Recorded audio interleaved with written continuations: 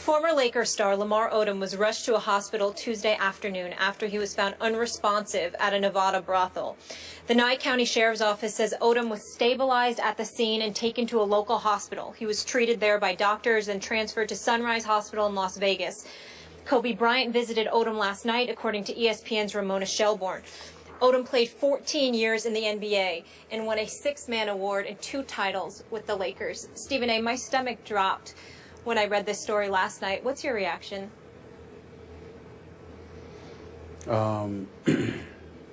Incredibly sad, to be honest with you. I've known Lamar Odom, obviously, for over 15 years now. We first met, actually, when he was in high school. For a short while, Skip, he went to Christ the King High School in Queens, New York. Ultimately ended up at the University of Rhode Island before he went to the pros as the 4th overall pick. Really good player, somebody who underachieved when you consider the fact that he was 6'10" and a lefty, all the things that he could do on the basketball court. I know that he always drove Kobe Bryant crazy because Kobe loved him dearly, but at the same time, it was like they were fire and ice. Kobe was, straight fire coming at you, and Lamar Odom was always cool. And I remember when they beat Boston in the finals in Game 7. I was in Boston. They were down 3-2 heading back to L.A., and Lamar Odom was like, relax, we're going back to the crib. Don't worry about it. It's no big deal. That was, always his mentality. And I remember I was on SportsCenter one time, Skip, and I was going back and forth with our very own Robert Flores, because I pointed out how once Lamar Odom departed from L.A., when they let him go, to say that he was devastated doesn't put it in its proper context. He came on my radio show in 2011 when I had the show ESPN LA, and he was literally crying on the air because he had gotten let go and traded by the Los Angeles Lakers. He was flat out devastated. And I talked about how Mark Cuban and the Dallas Mavericks, before they let him go, how they were going to have to let him go. He had zero interest in playing. It wasn't just about being in LA. He absolutely loved being a Los Angeles Laker. And from that moment forward was where the precipitous fall took place. And you heard so many different rumors about drug use, about partying nonstop, about not having a care in the world. And then Skip, I pulled him to the side and we had a conversation one time. And he was devastated because from the time he had married Khloe Kardashian, he felt like, loved ones that he had always been there for didn't want to be there for him. And what people don't understand is that when it comes to a guy like Lamar Odom, that's going to hit him and affect him differently. It's not that he's weak or anything like that. He is a bit sensitive, no matter how cool he tries to come across. But he also hurts and stings relatively easier compared to other people because, Skip Bayless, I've known this man for over 15 years. My hand on a stack of Bibles. Molly, Skip, I have never, ever, ever heard him say one negative word about another human being. He's the only person that I've ever met in my life that has never said a negative word about another human being that I've heard. I've never heard him say it. He's never spoken negatively against anyone. And that time that he confided in me about his family, he just felt like their disappointment or whatever was so glaring that he felt abandoned at that particular moment in time. I hadn't spoken to him face to face since then. That was a few years ago. He was still married to Khloe Kardashian at the time. But that's one of the things that he was going through. And so the combination of that, one can imagine, combined with the ultimate divorce from Khloe Kardashian because of his behavior off the field once he had gotten traded by the Los Angeles Lakers and somehow, some way wasn't able to get back there, it devastated him. It wasn't enough to be in LA. He loved seeing Jack at courtside and Denzel on the baseline and you know, Dustin Hoffman and Andy Garcia and these folks in the stands. He loved the whole allure that was the Lakers. It was an addiction to him before other addictions evidently came into play. And so now we find ourselves in a situation where we're hearing the very worst. We don't know. The reports haven't come out, but obviously he appears to be in dire straits from what the reports are indicating. I hope and pray that he's going to be okay, but it doesn't sound that way.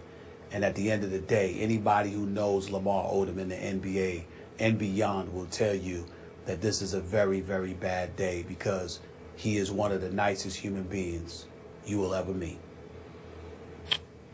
I appreciate your insight into Lamar Odom. I am so with you on this one. Now I'll give you my insight into this young man. He's still a young man. Rooting for him, praying for him, as are you, as is Molly. In 1999, when I was the columnist, as I mentioned earlier in the show, at the Chicago Tribune, I campaigned for the Bulls as they rebuilt post-Michael Jordan to draft Lamar Odom #1 in that draft. And I was very disappointed on draft night when they did not. They went with Elton Brand, sort of an undersized forward, tough kid, you know, great competitor, great intangibles, great locker room guy, but not the #1 overall pick in the draft. And Lamar fell to 4th to go to the Clippers. Shook me up. Tim Floyd, the new coach of the Bulls, pulled me aside after the draft was over, and he said, I appreciate everything you wrote about Lamar because I was in your camp. I was pushing internally for us to take Lamar. But he missed several flights to come and be interviewed by us, and the only one he made was yesterday. So the first time they even got to meet Lamar Odom was the day before the draft. And on that day, according to Tim Floyd, he sat down with their team psychiatrist and readily admitted that he smoked marijuana before every game. Not just random games, he always smoked marijuana before any game he played to calm himself down and put himself into, as he said, his basketball state of mind.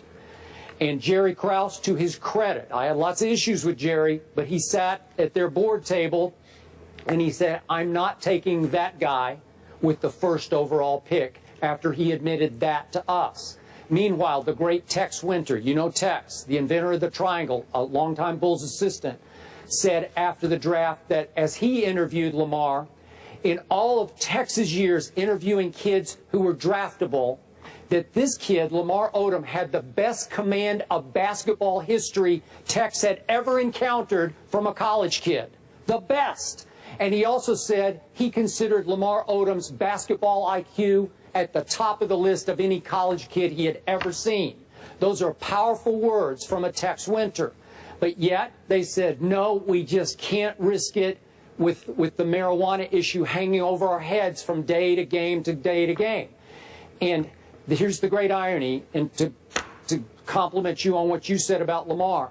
As fate would have it, I then went on vacation to Los Angeles. I was at a hotel in Santa Monica, and I look up, it's 2 days later, and there's Lamar Odom.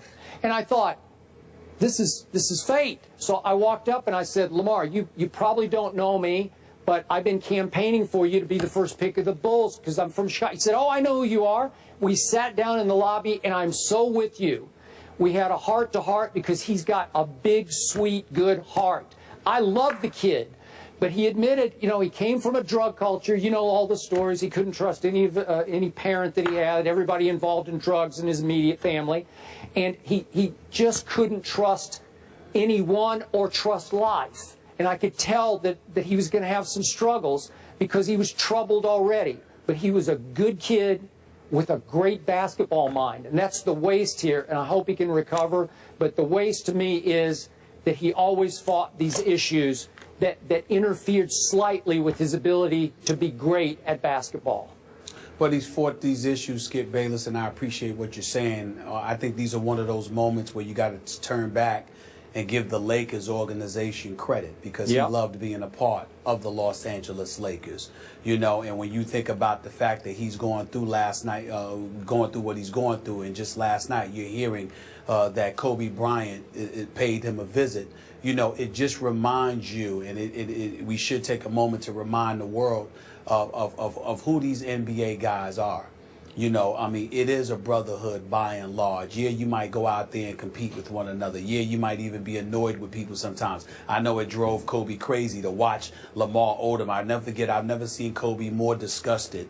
Well, I take that back. I've seen Kobe disgusted on quite a few occasions. But I remember one of the times that he was incredibly disgusted was when ESPN/ABC was doing a feature on Lamar Odom and all the candy he ate. The Skittles and the Twizzlers and you know sweet and sour patches and you know, I mean, this dude ate everything, all the candy, and Kobe was just so disgusted because obviously Kobe's going to take care of his health, and he believes that you got to be at peak condition to compete on an elite level, and at the time they would compete for championships, so that kind of thing disgusted him. But to know Lamar Odom was to love him. He was one of those cool, you know, he's one of those cool guys, one of them cool brothers. That, again, never has a bad word for anybody. And I think you'll see the entire NBA community, you know, with a lot of thoughtful brothers who care about the right people for the right reasons, particularly at the right time, step forward and express their thoughts and their prayers for him. And God, and we just hope that, you know, that God blesses him and he doesn't end up leaving us. But it's something that's on everybody's mind right now in the NBA community, because a lot of people know what Lamar Odom overcame. And I'm here to tell you right now, the drop for me, I can't emphasize this enough, the drop began when he left the Los Angeles Lakers. It was devastating. He was miserable from that point forward. We're all pulling for Lamar Odom, and our thoughts and prayers are with his family and loved ones. We'll have more First Take after the break.